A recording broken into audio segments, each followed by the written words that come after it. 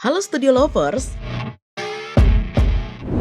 Setelah Prabowo Subianto dilantik dan resmi menjabat sebagai Presiden Republik Indonesia, tidak ayal ia akan dihadapkan pada berbagai tantangan kompleks sebagai kepala negara nantinya, yang dimana akan memerlukan perhatian serius dan solusi strategis. Beberapa isu utama yang akan menjadi fokus kepemimpinannya di antara lain, mulai dari beban utang negara yang semakin meningkat, keterbatasan lapangan pekerjaan, praktik korupsi yang masih merajalela, hingga tingkat kemiskinan yang masih tinggi di berbagai daerah di tanah air. Nah, hal ini tentunya akan menjadi ujian besar bagi Prabowo dalam upayanya untuk membawa Indonesia menuju ke masa depan yang lebih baik.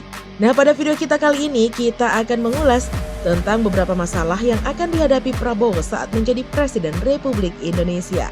Tapi seperti biasa, sebelum kita lanjut, jangan lupa untuk menekan tombol subscribe dan aktifkan juga lonceng notifikasinya agar kamu tidak ketinggalan info terbaru dari Studio Langit. Masalah utang pemerintah yang makin menggunung.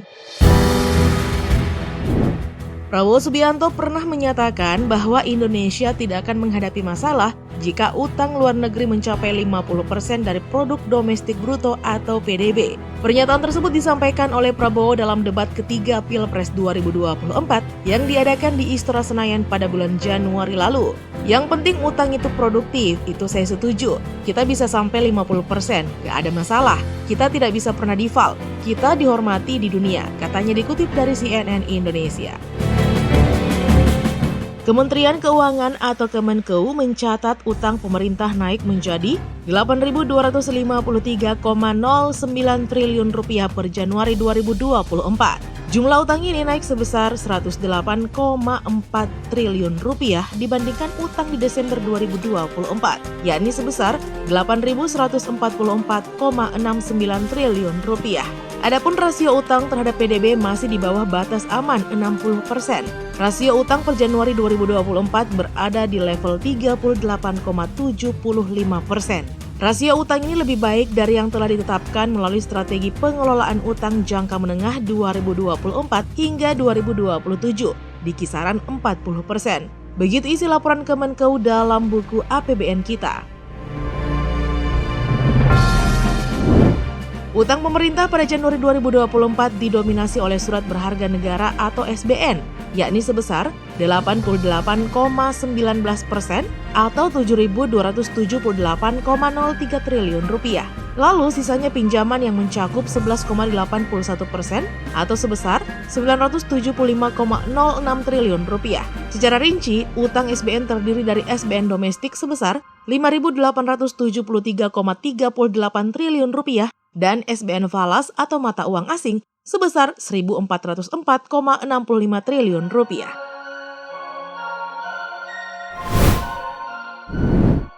Masalah lapangan pekerjaan. Sulitnya mencari pekerjaan menjadi kekhawatiran utama bagi generasi muda, terutama milenial dan Gen Z. Meski berpendidikan tinggi, mereka takut akan menganggur. Tak ayal, kekhawatiran ini disampaikan kepada para capres, termasuk Prabowo Gibran pada Pilpres 2024 lalu.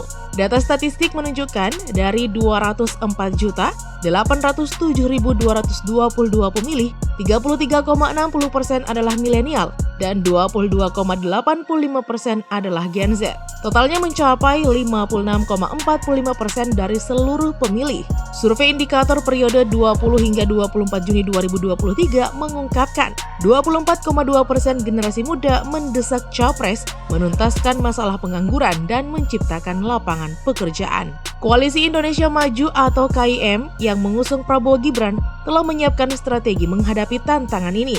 Wakil Sekretaris Tim Kampanye Nasional Prabowo Gibran, Saleh Pertawanan Daulay, menyatakan pentingnya pembinaan akhlak dan moral untuk Gen Z. Mereka juga disiapkan menjadi pembawa perubahan dan menciptakan industri kreatif di Indonesia, membuka lapangan kerja setelah lulus kuliah.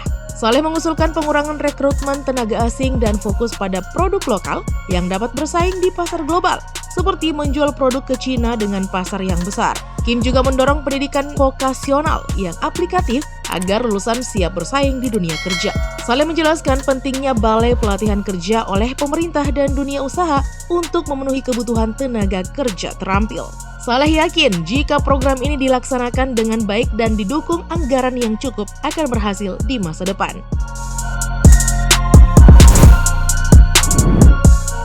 Masalah korupsi. Korupsi adalah masalah utama bangsa yang berdampak pada ketidakadilan, ketimpangan sosial, kemiskinan, buruknya pelayanan publik, dan masalah sosial lainnya. Capres pemenang pemilu 2024 Prabowo Subianto menegaskan bahwa pemerintahannya tidak akan berkompromi terhadap korupsi. Prabowo menyatakan dirinya siap untuk memberantas korupsi demi menghilangkan kemiskinan di Indonesia. Hal ini disampaikan Prabowo dalam acara silaturahmi dan buka puasa di Ritz-Carlton Hotel, Kuningan, Jakarta pada bulan Maret lalu. Kita akan menutup semua kebocoran. Kita berusaha meminimalkan korupsi. Pemerintah yang saya pimpin nanti tidak akan berkompromi terhadap korupsi. Saya tidak gentar, saya ingin menghilangkan kemiskinan dari Indonesia, ujar Prabowo dikutip dari kompas.com. Prabowo menjelaskan bahwa rakyat memilih Prabowo Gibran bukan karena mereka hebat, tetapi karena mereka adalah simbol cita-cita rakyat. Amanat ini saya terima sebagai tugas mulia dari rakyat Indonesia yang akan saya laksanakan dengan sepenuh hati dan penuh tanggung jawab, tuturnya. Masalah harga kebutuhan pokok. Masalah selanjutnya nih yang tentunya menjadi perhatian Prabowo nanti adalah tentang harga kebutuhan pokok. Kenaikan harga kebutuhan pokok belakangan ini terjadi meskipun pemerintah mengklaim stok cukup. Dan menurut analis harga dari IPB University, Ferianto, permintaan tinggi terhadap beras SBHP menyebabkan kenaikan harga beras premium karena pasokan tidak mencukupi permintaan. Beras SPHP adalah beras impor yang dijual dengan harga yang lebih murah untuk meredam kenaikan harga beras.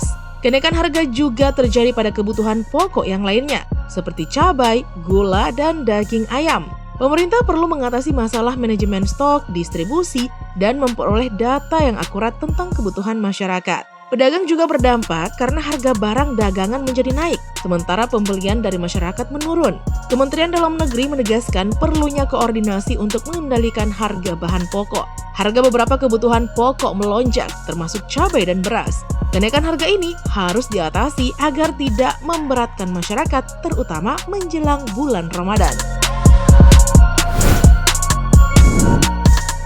Masalah keamanan negara. Keamanan negara adalah dasar utama bagi kelangsungan hidup dan keberlanjutan bangsa. Ini mencakup perlindungan terhadap wilayah, kedaulatan, dan kepentingan nasional dari segala bentuk ancaman, baik dari dalam maupun luar negeri.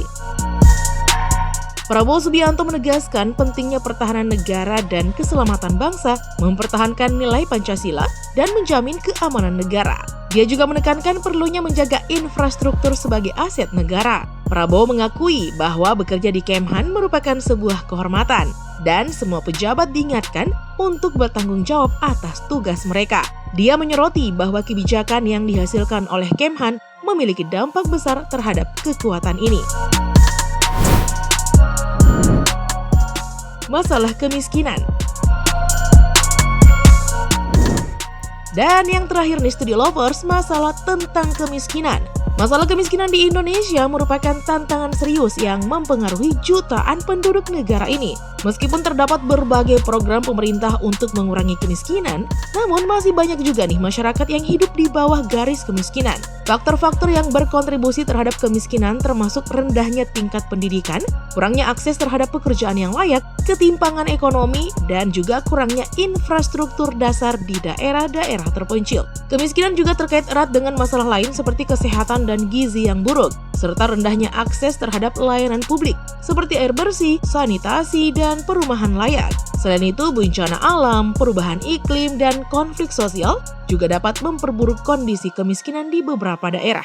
Nah, untuk mengatasi masalah kemiskinan diperlukan pendekatan yang holistik dan berkelanjutan, termasuk peningkatan akses pendidikan dan pelatihan kerja, pembangunan infrastruktur dasar, penguatan sistem kesehatan, serta kebijakan ekonomi yang inklusif dan berkeadilan. Nah, selain itu, perlindungan sosial dan program bantuan sosial yang tepat sasaran juga penting untuk memberikan jaringan pengaman bagi masyarakat yang rentan terhadap kemiskinan. Nah, Studio Lovers, itulah beberapa poin yang tentunya menjadi titik fokus pada masa jabatan Prabowo nantinya. Tentunya kita semua masyarakat Indonesia berharap semoga dalam pemerintahan yang beliau pimpin nantinya akan membawa perubahan bagi kesejahteraan masyarakat dan kemajuan negara sebagai bangsa yang besar. Nah, sekian dulu ya informasi kita kali ini. Jangan lupa untuk selalu mendukung kami dengan cara menekan tombol subscribe, like, komen, dan share video ini. Sampai jumpa lagi di video berikutnya. Bye-bye!